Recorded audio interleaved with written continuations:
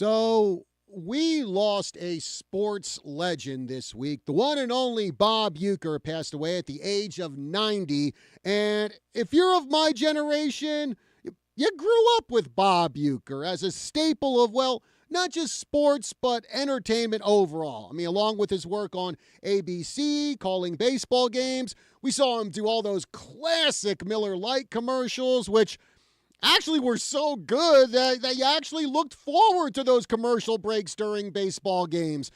He also had two humorous sports shows in syndication, appeared many times on the Johnny Carson show, starred in the sitcom Mr. Belvedere, did commentary for, well, what was then the WWF during some of their WrestleMania events. Honestly, funniest bit I ever saw with him at WrestleMania was this one time he was interviewing Andre the Giant, and he asked a really snarky question to Andre, and then he got choked out for it. And the expression on his face during that was just priceless.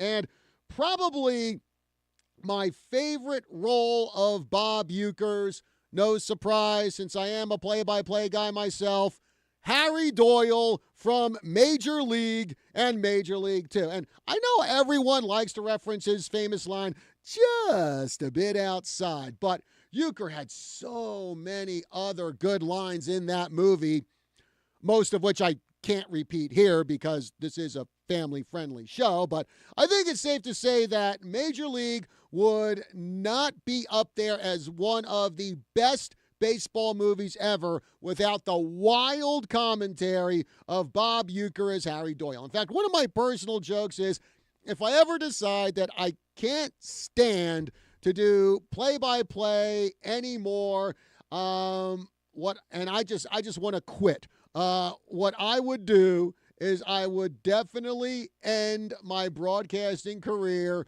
going out like Harry Doyle on the air. Yeah, I would never work in the broadcast industry again, and honestly, if I did do that, I'd probably get thrown in some FCC secret prison. And of course, Uecker did play-by-play in real life. He was a broadcaster for the Milwaukee Brewers for something like 54 years. And he even planned to do it again this year at the age of 90. Obviously, unfortunately, didn't make it there. But I do remember listening to some of his play-by-play when I got satellite radio. And for those who didn't grow up listening to the Brewer broadcast, you'd probably think, I'm going to be listening to Bob Uecker do play-by-play. So I'll probably get Harry Doyle dialed back a couple of notches when I'm listening to him. But no, it wasn't like that. The games I heard with him, he was very professional, very knowledgeable, called a very good game. He also wrote a couple of books, too, including his autobiography, Catcher in the Rye, spelled W-R-Y, and pretty good book. I read it years ago, but the one thing that really stuck out to me when I read that was he talked about the one pitcher whose number he had throughout his career. And when I tell you who it is, you are not gonna believe it. Bob Uecker, in his book, Catcher in the Rye, said the guy he would just rake against was Sandy Koufax. Yes, the 3-time Cy Young winner, 1-time MVP, 4-time world champion, 4 no-hitters in his career. Bob Uecker actually hit him well. Like I said, you would not think that if someone asked you to name one player who gave Sandy Koufax fits, you would be thinking of the legends of that era. Hank Aaron, Willie Mays, Roberto Clemente, Ernie Banks, Willie McCovey. A backup catcher who hit 200 for his career would not even show up on your radar.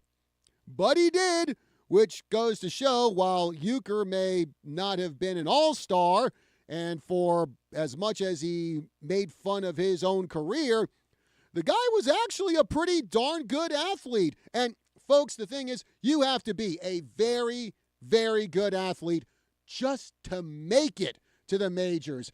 I'm not talking about be a superstar. Not just be a superstar. I mean just to get to the big leagues. In fact, as a backup catcher, Bob Uecker actually had a career fielding percentage of .981, which ain't too bad. Now, the analytics fanatics will say, well, fielding percentage doesn't matter. What was his defensive war?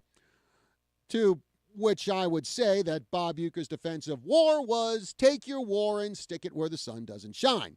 And also, Uecker was part of the St. Louis Cardinals' 1964 World Championship team, which means he's got himself or had himself a World Series ring.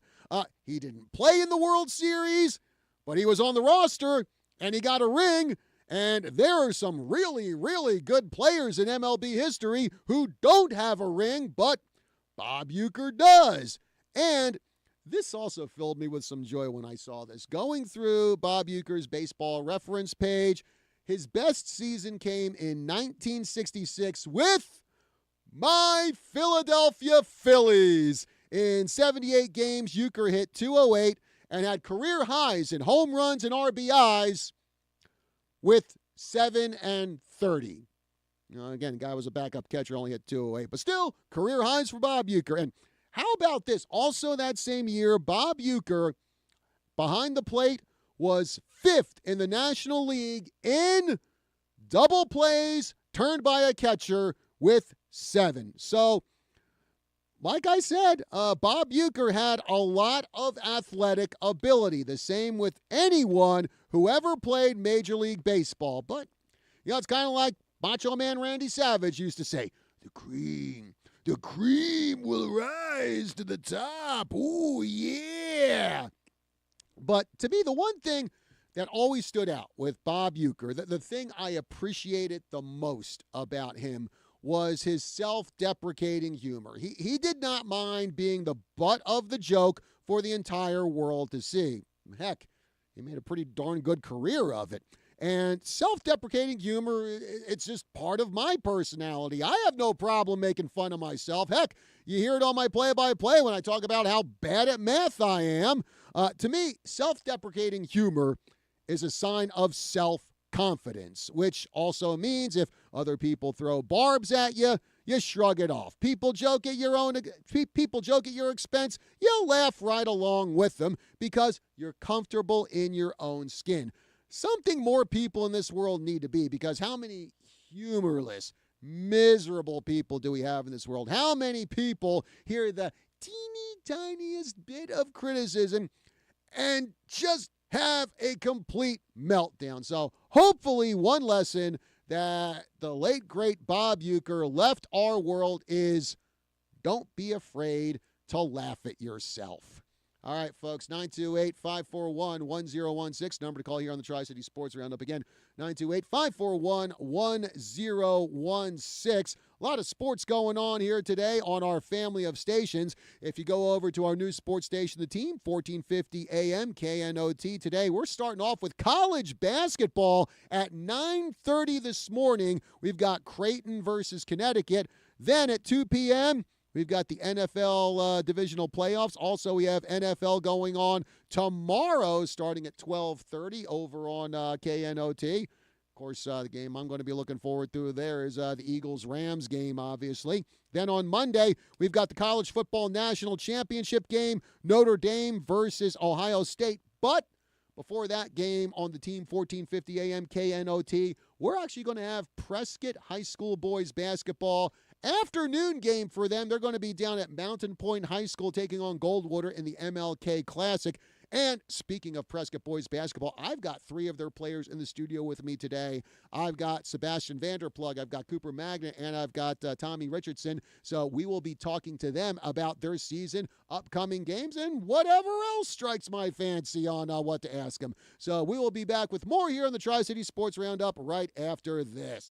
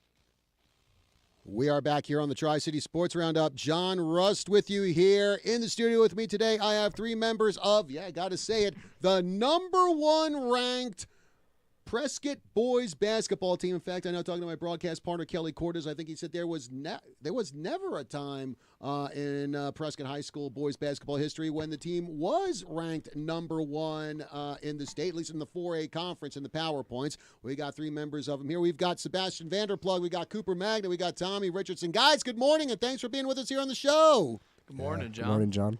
All right, well, Sebastian, first off, let me start with you. First off, when you hear that number one ranked Prescott boys basketball team, what goes through your head? It's honestly pretty crazy. Like, we put in so much hard work, and we have such good chemistry, and it's just crazy to think about.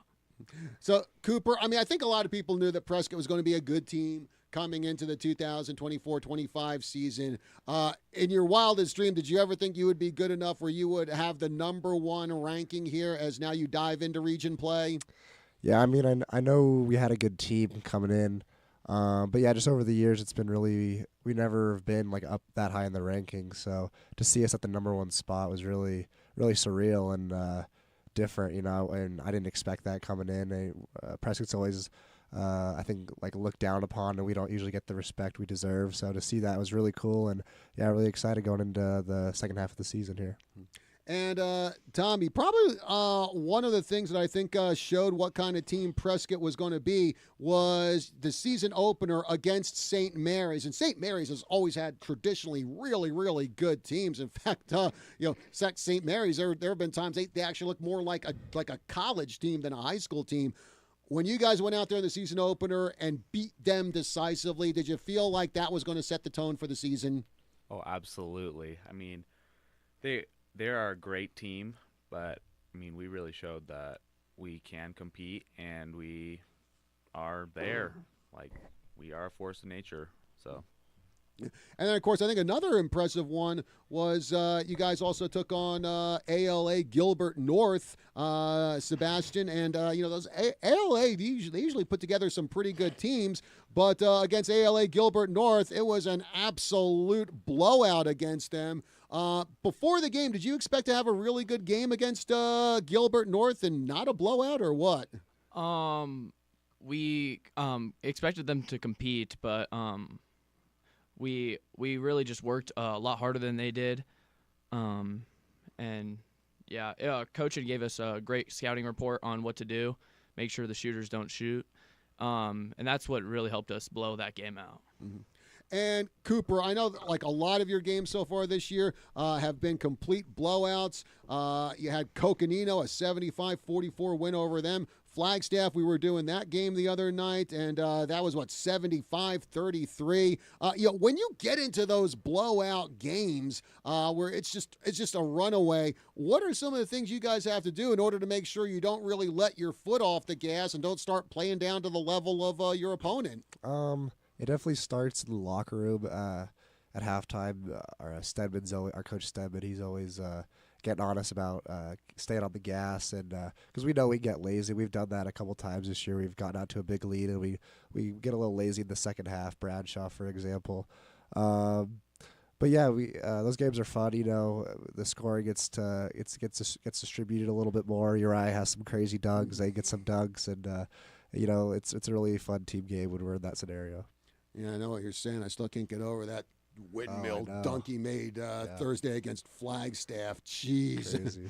Tell me about it. And Tommy, I believe this is your first year on varsity, is it? Yeah, that is true. Yeah, so, probably a lot of people wouldn't expect as a senior this would be your first year on varsity, and maybe a lot of guys in your situation would be like, hey, it's my junior year and I'm not on varsity. I might as well just give up and quit. What was it about you where you were like, hey, I'm going to stick with this, and sooner or later I should make the varsity team? I feel like I've been taught a lot of my life to just work hard no matter what the outcome is. And, I love playing basketball, so I just really couldn't give it up. And, being on JV my junior year, it was fun. I got a lot more playing time than I would on varsity. So, I mean, I started from the bottom and like I'm starting on varsity now, so that's pretty great. Mm-hmm. So, Sebastian, do you kind of have a similar story? Because I believe this is also your first year on the varsity team too. Yeah. For me, it was a little different. Like, because I transferred to Prescott my junior year, and I knew right from the start it was going to be a grind, you know. And playing JV my junior year was like definitely like a realization that I really gotta work hard and get better if I want to make that varsity team next year. Because I knew next year we were going to be good, so it really helped me work hard. Yeah. And of course, Cooper, I think this is what, your third or fourth year on varsity now? Yes, my third year, sophomore year. Yeah, for sure. and just talk about what this ride has been like for you. I mean, the past 3 years have been some of the most successful we've ever seen out of the Prescott High School basketball team. Well, ever. Yeah, it's been really fun. Every year, it's been a completely different team, different vibe, but it's in its own good way. You know, my sophomore year, we had Micah Bittner and Jake Hilton and Pippi Brown. They were just some of the funniest guys. So, you know, every year it's been good in its own way. And yeah, these have been some of the best years of my life, honestly. Basketball's got a big part in that. And yeah, it's just been super fun playing alongside some great guys like Zane and Uriah. Yeah, it's cool. We've been able to accomplish thus far. Okay. And Tommy, well, so far here in the first half of the season, what's probably been one of your more memorable games you've been out there for? I think this past Flagstaff game was probably my most memorable game this season so far, just because of, I mean, Uriah's ridiculous dunks.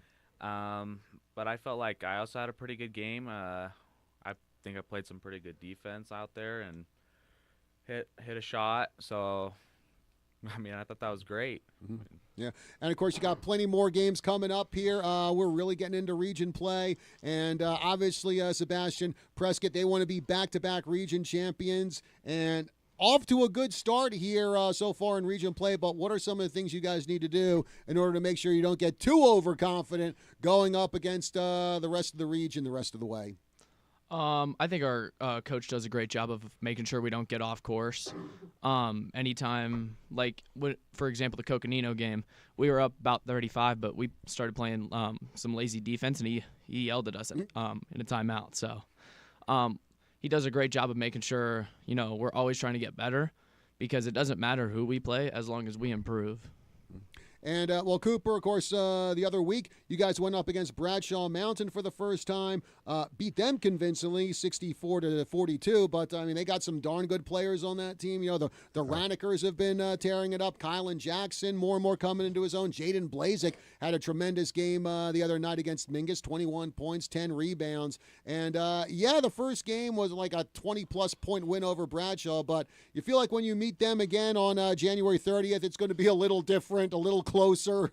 I mean, you never know. I mean, we're obviously really confident playing at home in the Dome. But, you know, Bradshaw's always going to give us their best, and that's what we expect. And, you know, those games are really fun, and we're just really excited to get after it. You know, it's a really cool environment in there, especially in the Dome.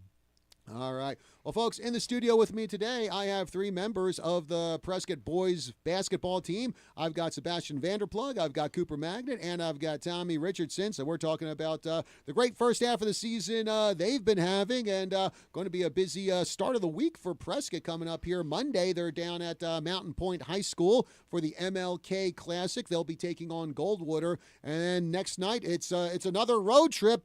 Not too long a road trip, as they're going to be going up to Cottonwood to take on Mingus. Both of those games you can hear on our sports station, the Team 1450 AM KNOT. And we plan to bring you more Badger basketball coverage throughout the season. Again, folks, talking Prescott boys basketball here on Tri-City Sports Roundup. We are going to take a break here, and we'll come back with more of Seabass, Coop, and Gold Rush here. But before we go to break, time to see who shined over the past 7 days as we present the Tri-City Sports Roundup 3 Stars of the Week. Starting with the ladies, our number 3 star is Zakira King of the Embry-Riddle basketball team. She recorded 13 points and 10 rebounds in the Lady Eagles' 74-65 loss to Arizona Christian last Saturday. Then on Thursday, King notched 16 points in Riddle's 67-59 loss to Park. The number 2 star is Addie Prisciandero of the Prescott basketball team. She put up 18 points in the Lady Badgers' 72-22 drubbing of ALA Queen Creek on Monday. And our number 1 star of the week is Bella Apt of the Prescott basketball team. She notched 20 points in the Lady Badgers' 72-22 annihilation of ALA Queen Creek on Monday. Now for the guys, our number 3 star is Nadir Myers of the Yavapai College basketball team. He tallied 32 points in the Rough Riders' 115-55 victory over Community Christian last Saturday. Also, Myers was named the ACCAC Player of the Week.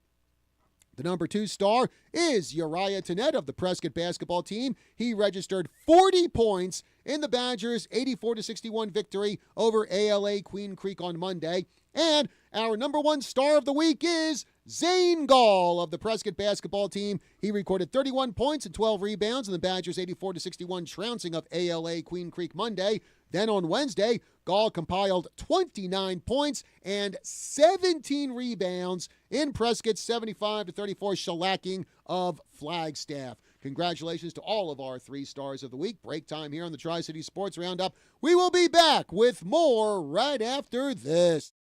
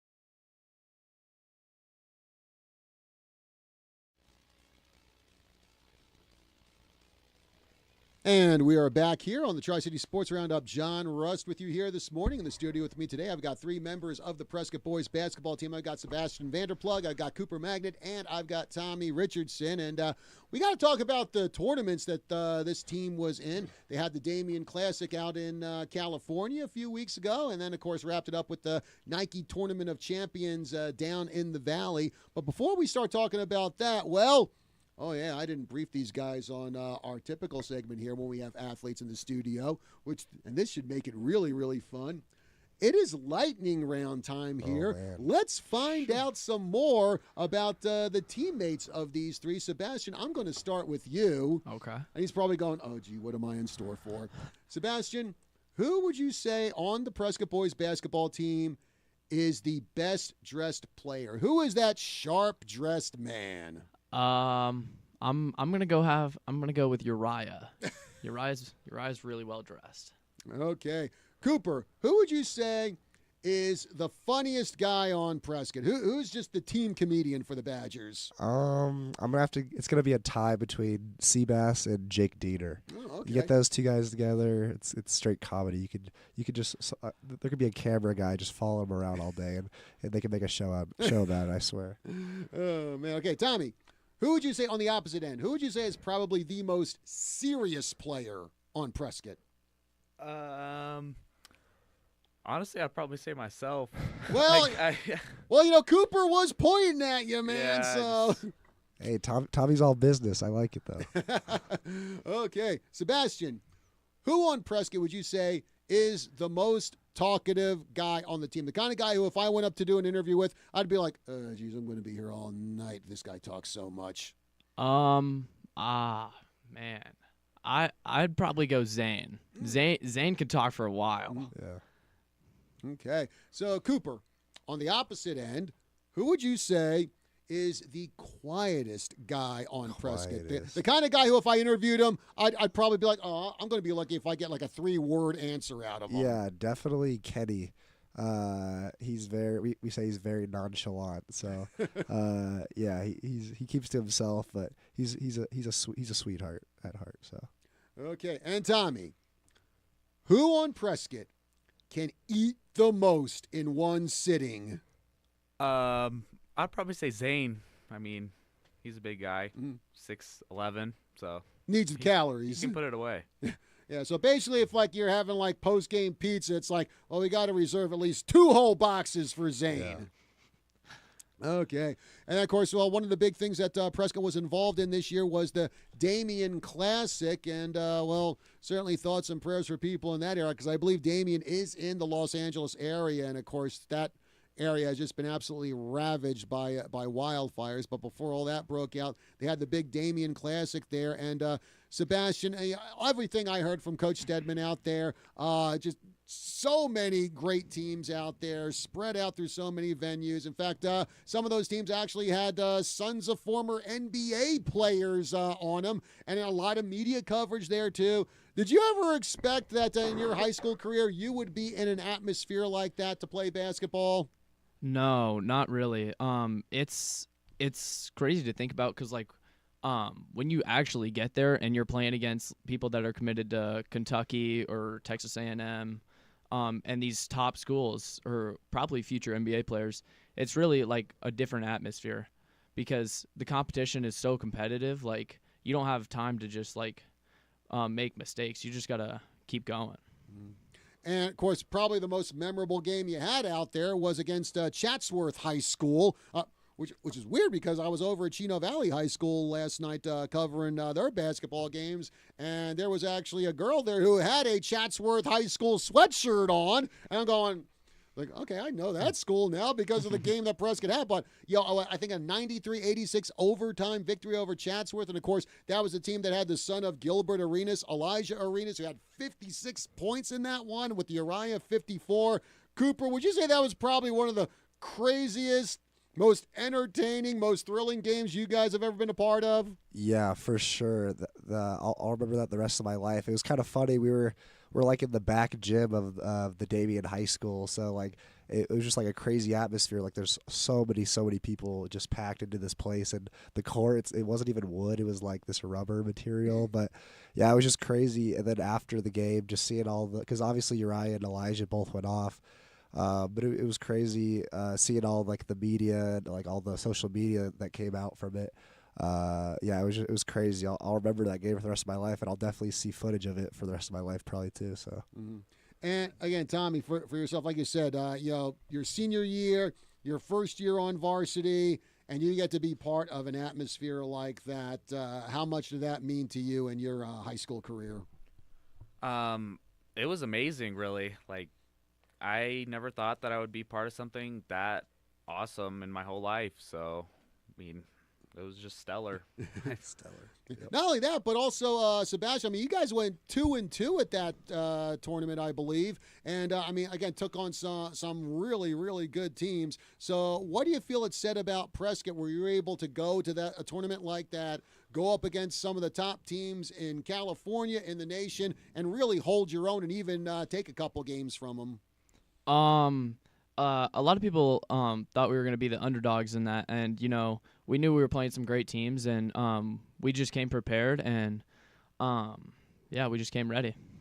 And then, of course, right at maybe 3 days after you got back from California, Cooper, you got to turn around, get back on another bus, and, well, at least a shorter trip this time as you head down to, I think it was down in Gilbert, where you played the Nike Tournament of Champions. And, just your thoughts. Just give us your thoughts on what that atmosphere was like down there at the TOC. Yeah, it was definitely weird, like turning right around and get on a van a couple days later. But yeah, it was definitely, it wasn't quite like the Damien, but yeah, it was still a cool atmosphere. It was just kind of like your typical tournament. You see like the Nike tournament, but it wasn't anything like too crazy. Yeah, I mean, the teams were good. We played with a Nike ball instead of a Wilson ball. And that was about the only difference. But, yeah, it was cool just getting some basketball in. Yeah.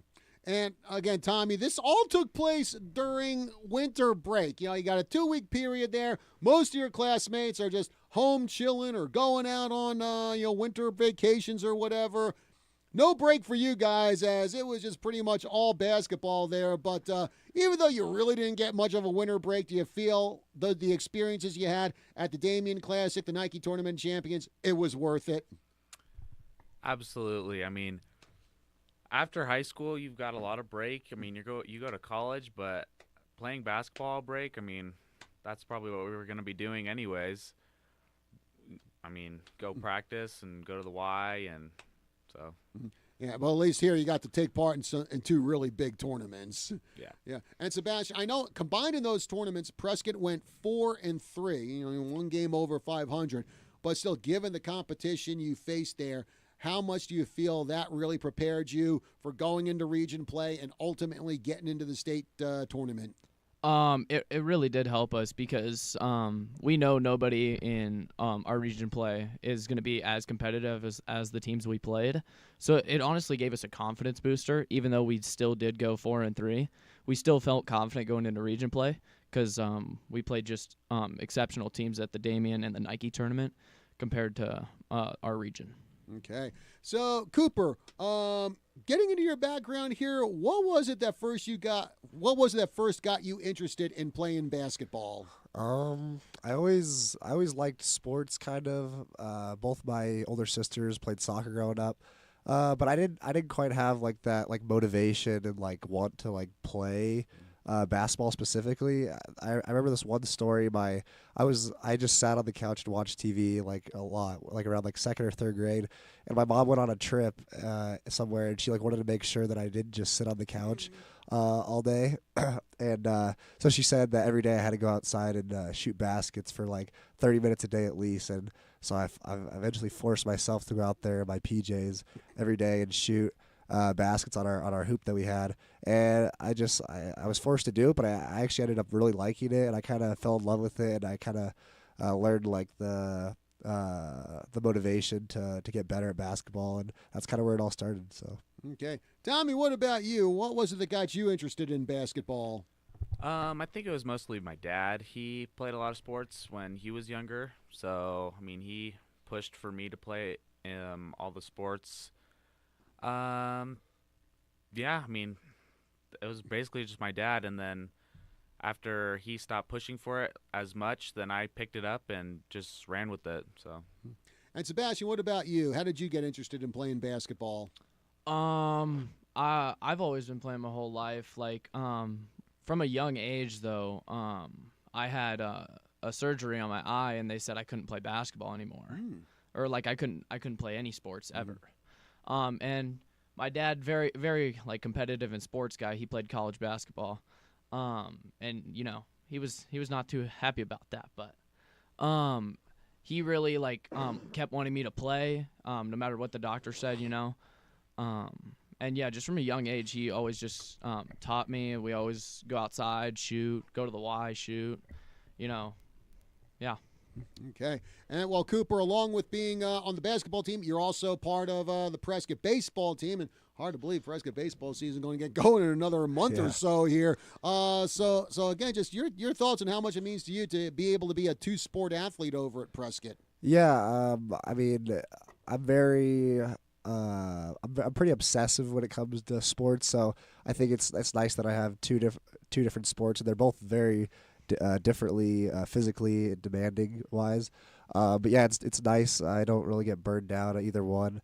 And yeah, I really love baseball and I really love basketball. So it's nice going back and forth because once one goes on for a while, then I'm ready to hop into the other one. And I don't know, I have that same fire and spark going into it. So it's nice for sure. So any plans on continuing your athletic career in college? Well, I was gonna try to play baseball in college, but I have a slap tear in my labrum, so it kind of hinders me. I was supposed to play shortstop this year for the baseball team, but it's too long of a throw, so I play second. So yeah, so it's pretty hindering when it comes to trying to play at the next level. So yeah, just normal college life for me next year. So gotcha. Tommy, what about you? Any other sports you do besides basketball? I do play baseball, but I didn't play last year because I had surgery on my shoulder. So are we going to see you on the diamond this year or not? Probably not. I think I'm going to start working and get a job. So gotcha. Sebastian, what about you? Any other sports besides basketball? Yeah, I play baseball for the high school. Last year I was on JV. But looking forward to getting a good season in for this baseball. Okay. And then, well, like I said, coming up for Prescott basketball this week, we got the Badgers down at Mountain Point High School. They're going to be taking on Barry Goldwater. That's going to be a 2:30 start over on the team, 1450 AM KNOT. The next night on the road against Mingus High School. And then January 24th, it's Prescott versus Mojave. So Cooper, that's going to be a pretty busy week for you guys coming up. How do you get through a week where you got to do 3 games in that span? I think we just have to enjoy the moment, get going on a bus on Monday. We're going to be thinking about going to Cottonwood the next day, but you just got to stay in the moment, really just enjoy the time with your team. And just, at the end of the day, you're just playing basketball, and there are going to be some fun games. So I think we just have to look at it like in an optimistic way. It's going to be fun. So, Tommy, again, when you look back at the tournament and it's just like game, one day after the next, 24-hour turnaround times, how much do you think that kind of schedule is going to get you ready for a week like this where you're going to have 3 games? I don't think anything can compare to the tournaments that we've played. So, I think we're pretty ready for this 3-game week coming up. Mm-hmm. And, I know we're looking ahead quite a bit. We still got a lot of region games to get through. But, with Prescott number 1, certainly playoffs are a very, very, very, very, very, very real possibility here.